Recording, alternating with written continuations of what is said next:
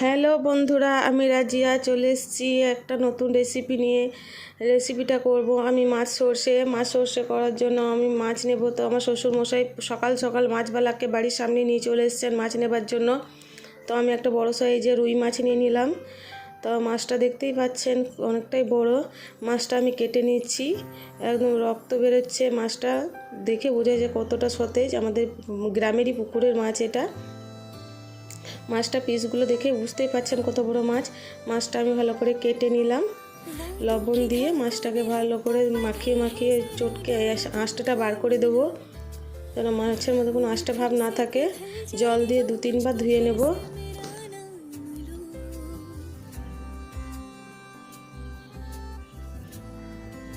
মাছটা ধোয়া হয়ে গেছে, এবার আমি মশলাটা করে নেব। মশলার জন্য তো আমাকে মাছ সর্ষে করার জন্য সর্ষে বেটে নেব। সর্ষেতে কাঁচা লঙ্কা দিলে তিতো ভাবটা থাকে না। এদিকে লবণ হলুদ মাখিয়ে মাছটা আমি ভেজে নেব। তেল গরম হয়ে গেছে, মাছগুলো আমি একে একে দিয়ে দেব।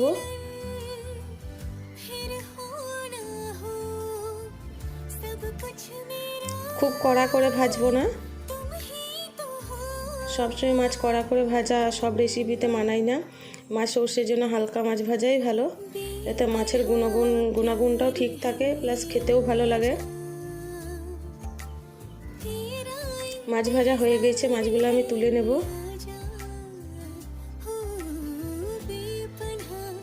ওই কড়াইতে আমি শুকনো লঙ্কা আর কালো জিরে ফোড়নে দেব।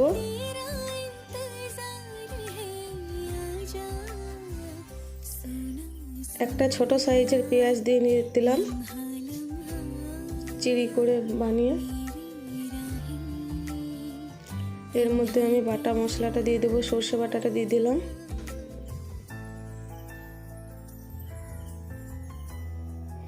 সর্ষেটা মশলাটা যেন জ্বলে না যায়, ওর জন্য আমি হালকা পরিমাণ জল দিলাম। হালকা লঙ্কা গুঁড়ো, সামান্য পরিমাণ হলুদ গুঁড়ো, লবণ দিয়ে আমি মশলাটা কষিয়ে নেব। কষানো হয়ে গেছে, আমি ঝোলের জন্য জল দিয়ে দিলাম।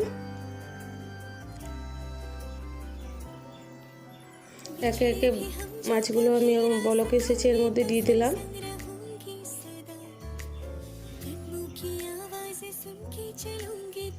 মাছগুলো দিয়ে আমি একটু মতো জাল করে নিয়েছি।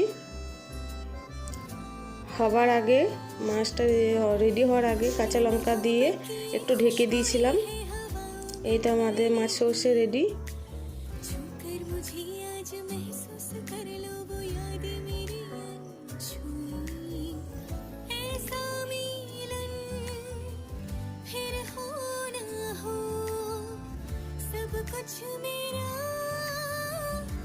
কেমন হয়েছে বলবেন।